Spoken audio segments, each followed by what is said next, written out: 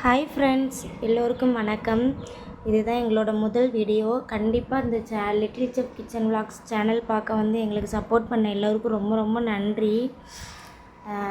நாங்கள் little chef kitchen விலாக்ஸுங்கிற சேனலில் என்னென்ன வீடியோலாம் போடலான்னு இருக்கோன்னா, பாப்பாவோட செப்பு சாமானில் சமையல் வீடியோ, அது மட்டும் இல்லாமல் அவங்களோட ஃபன்னான சில கேமு அதெல்லாம் பண்ணி நாங்கள் போடலான்னு இருக்கோம். கண்டிப்பாக எல்லோரும் குட்டீஸ்க்கு சப்போர்ட் பண்ணுங்கள்.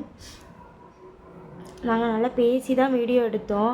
ஆனால் பின்னாடி பேக்ரவுண்டில் ரேடியோ சவுண்ட் அதிகமாக இருந்ததுனால அவங்க பேசுனது தெளிவாக கேட்கல.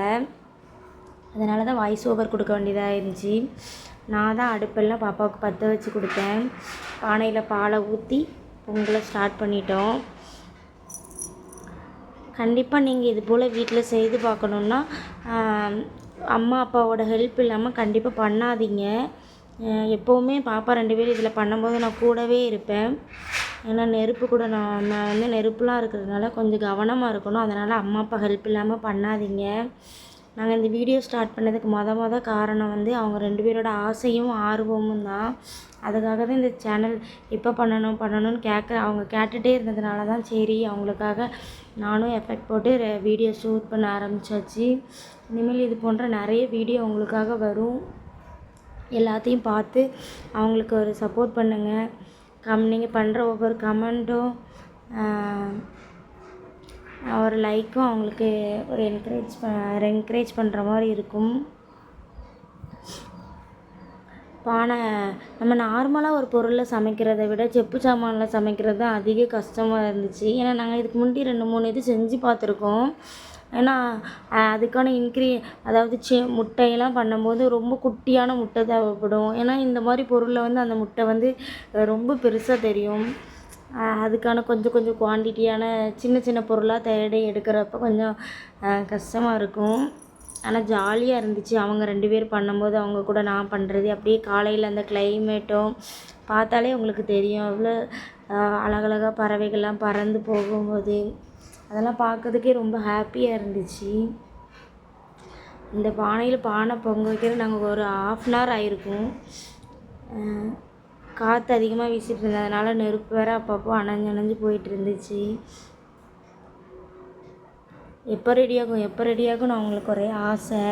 அதுக்கப்புறம் பால் பொங்கிடுச்சு. பால் பொங்கின உடனே நல்லா ஹார்லிக்ஸும் நாட்டு சர்க்கரையும் போட்டு ஆற்றி கொடுத்தோம். உண்மைக்கு குவான்டிட்டி கொஞ்சமாக இருந்தாலும் டேஸ்ட் ரொம்ப சூப்பராக இருந்துச்சு. ஏன்னா இதுதான் நாங்கள் மொத மண்பானையில் காய்ச்சி குடிக்கிற பால். நானும் பாப்பா இல்லை 3 பேருமே மொத குடிக்கிற பால் மண்பானையில் இதுதான் ஃபஸ்ட்டு. இந்த வீடியோ மூலமாக இது கிடச்சதுக்கு ரொம்ப ரொம்ப நன்றி.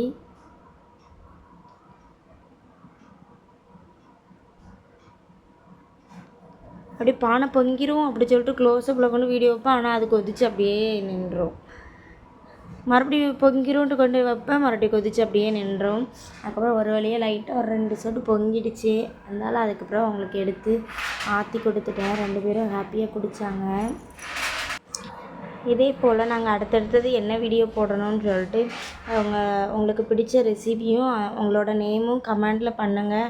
கண்டிப்பாக அந்த அடுத்த வீடியோவில் அவங்களுக்காக அந்த ரெசிபியும் உங்களோட நேமையும் நாங்கள் அடுத்தடுத்த வீடியோவில் சொல்லலான்ட்டு இருக்கோம். இதே போல் குட்டீஸ் பண்ணுற வீடியோ பார்த்து லைக் பண்ணி ஷேர் பண்ணி கமெண்ட் பண்ணி அவங்களுக்கு சப்போர்ட் பண்ணி முதல் வீடியோவே எங்களுக்கு சந்தோஷமாகவும் ஜாலியாகவும் இருந்துச்சு.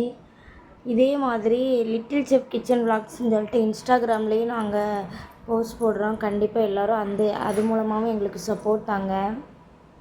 யூடியூப்லேயும் இன்ஸ்டாவிலையும் உங்களோட சப்போர்ட்டை நாங்கள் எதிர்பார்த்துட்டே இருப்போம். பாய்.